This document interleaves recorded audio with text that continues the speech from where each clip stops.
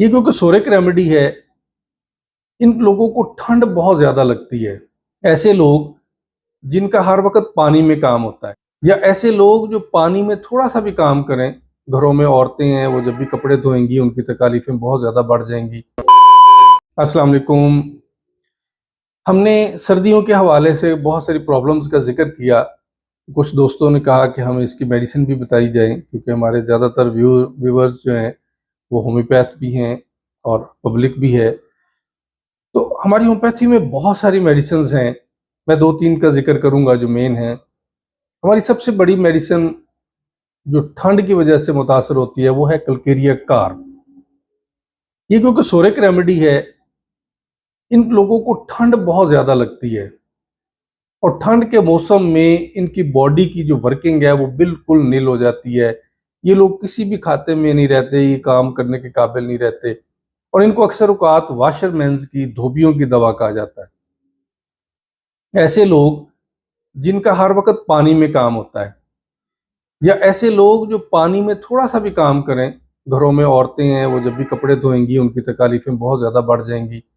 नज़ला, ज़ुकाम, जोड़ों में दर्द, थकावट, बहुत ज़्यादा पेन्स, बर्तन धोने की वजह से उनकी प्रॉब्लम्स आ जाएँगी। जो लोग होटलों में बर्तन धोते हैं, वो लोग जो नमी के हवाले से, नमी वाले मौसम में रहते हैं, जो शदीद ठंड में, इवन कि ये लोग अगस्त में जब बहुत ज़्यादा बारिशें होती हैं, तो उस वक़्त भी इनकी हालत जो है ना वो बुरी होती है, जबकि दूसरे लोग जो है ना एंजॉय कर रहे होते हैं। और इनके जोड़ों में इस हद तक दर्द होती है कि इनके जोड़ों की शेप चेंज हो जाती है, नोड्स बन जाते हैं और जॉइंट्स जो है ना वो टेढ़े-मेढ़े हो जाते हैं और शदीद दर्द होती है और इनको फालिज हो जाता है। जहाँ भी ऑर्गन्स में नमी चढ़ जाए, नमी आ जाए, तो वो एक हिस्सा जहाँ पे नमी आई है, वो फालिज ज़्यादा हो जाता है। अच्छा, क्योंकि ये फ्लेगमेटिक होते हैं, ये लोग कभी भी स्ट्रॉन्ग नहीं हो सकते, पिलपिले होते हैं, तो इनमें पसीना बहुत ज़्यादा आता है। इन फ्लेगमेटिक होने की वजह से इनकी जितनी भी म्यूकस मेम्ब्रेन्स हैं, वो सिक्रीशन ज़्यादा पैदा करती हैं, तो इनकी वजह से इनके हाथों और पाँव में बिल्कुल ठंडा पसीना आता है और सर्दियों में ख़ास तौर पर इनके हाथ और पाँव बर्फ़ की मानद रहते हैं। और बहुत सारे लोग आपको शिकायत करते होंगे कि जी रज़ाई में भी 2-2 3-3 घंटे, बल्कि सारी-सारी रात हमारे पाँव ठंडे रहते हैं, गर्म नहीं हो सकते।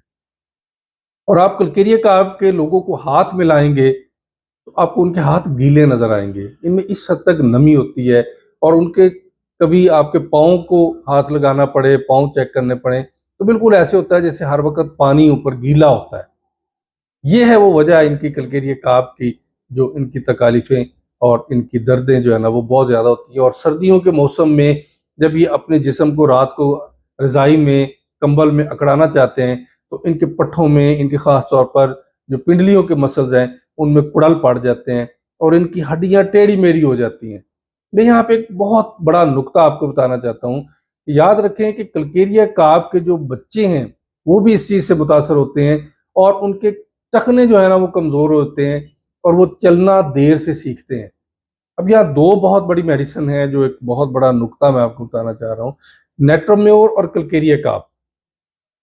कलकेरिया कार्ब के बच्चे की हड्डियाँ टेढ़ी-मेढ़ी होती हैं, हड्डियाँ कमज़ोर होती हैं, ख़ास तौर पर टखने कमज़ोर होते हैं और उसकी इन दर्दों की वजह से, स्लोनेस की वजह से बच्चा चलना नहीं सीख सकता।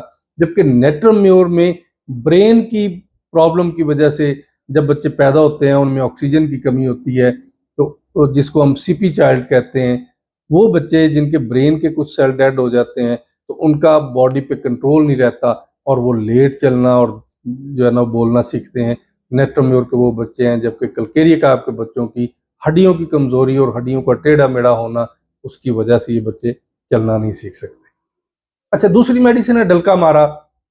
डल्कामारा एक बहुत मशहूर मेडिसिन है, ख़ास तौर पर इसको भी नमी के मौसम में बहुत ज़्यादा इनको तकालीफ़ होती हैं और उस वक़्त ठंड इसको लगती है जब हॉट डेज़ होते हैं और कोल्ड नाइट्स। अब यहाँ इससे इसकी सेंसिटिविटी का अंदाज़ा लगा लें कि जब गर्मियाँ जा रही होती हैं और सर्दियाँ आ रही होती हैं, रात को हल्की-हल्की ठंड होती है, तो डल्कामारा के पेशेंट जो है ना, उस वक़्त जो है ना वो बहुत ज़्यादा मुतासर होते हैं और इनके भी जहाँ नमी लग जाए, वहाँ पे इनके अक्सर औकात जो है ना वो फालिज हो जाते हैं। में भी नमी की वजह से पट्ठों में और जोड़ों में बहुत ज़्यादा दर्द रहता है।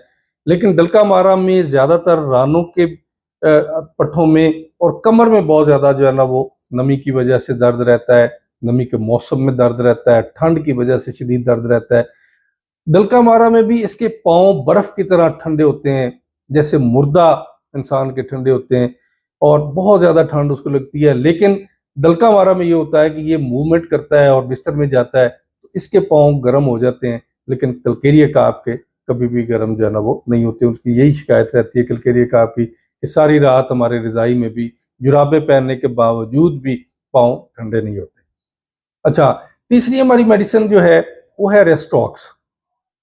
बिल्कुल रेस्टॉक्स में भी यही सूरत हाल है कि नमी के मौसम में रेस्टॉक्स के पेशेंट भी बहुत ज़्यादा जोड़ों की दर्दों का और जिस्म की स्लोनेस का जो है ना वो शिकार रहते हैं। और रेस्टॉक्स में बच्चे भी बहुत ज़्यादा मुतासर होते हैं कि जिस तरह माएँ अक्सर औक़ात बच्चों को लिटा देती हैं, नीचे नमी है, टॉवल में लिटा दिया, जो है वो नहाने के बाद उसको उसी टॉवल से साफ़ किया और उसी टॉवल के ऊपर उसको लिटा दिया, या कहीं बिस्तर पे जिस पे बच्चे ने छी की हुई है, पेशाब किया हुआ है, उसी के ऊपर सारी रात वो लेटा रहा है, माँ ने ख्याल नहीं किया। तो रेस्टॉक्स के पेशेंट याद रखें, ख़ास तौर पर बच्चे ऐसी नमी की चढ़ने की वजह से फालिज ज़्यादा हो जाते हैं और वो बिल्कुल सुस्त हो जाते हैं और उनकी मूवमेंट्स और उनकी जो रोने की कैफियत है और उनकी जो बाजू टांगों की मूवमेंट्स है और करवट लेने की जो मूवमेंट है वो बिल्कुल ख़त्म हो जाती है। लेकिन ये बात आपको बच्चा नहीं बताएगा, आपको जज करना है और आपको माँ से पूछना है। और रेस्टॉक्स की सबसे बड़ी बात यह है कि ज़्यादा देर आराम से इसको तकलीफ़ होती है और जब ये चलना शुरू करता है तो फिर भी इसकी तकलीफ़ कुछ बेहतर हो जाती है। और इसमें भी यही है कि अगर वो नमी वाली जगहों पे रहता है, नमी वाली जगहों पे ज़्यादा बैठता है तो रेस्टॉक्स के आधे धड़ में, आधे जिस्म के हिस्से में फालिज की कैफियत ज़्यादा महसूस होती हैं और ज़्यादा प्रॉब्लम्स आती हैं। ये कुछ 3 मेडिसिन हमने आज डिस्क्राइब की, छोटे-छोटे डिफरेंस के साथ। उम्मीद है कि आपको अपनी प्रैक्टिस में या अगर आप पेशेंट हैं तो आपको उससे रिलीफ मिलेगा। इसमें पोटेंसी की सबसे बड़ी सिलेक्शन जो होती है वो डॉक्टर का ख़ासा होता है। डॉक्टर अपने मरीज़ की कैफियत, उम्र और उसकी तकलीफ़ के हिसाब से पोटेंसी का जो है ना वो सिलेक्शन कर सकता है। हमें अपनी दुआओं में याद रखिएगा। अपने और अपने प्यारों का ख्याल रखें, सर्दी से महफूज रहें, मौसम की शिद्दत से महफूज रखें। पाकिस्तान के लिए दुआ करें, हमारे लिए दुआ करें। अस्सलाम वालेकुम।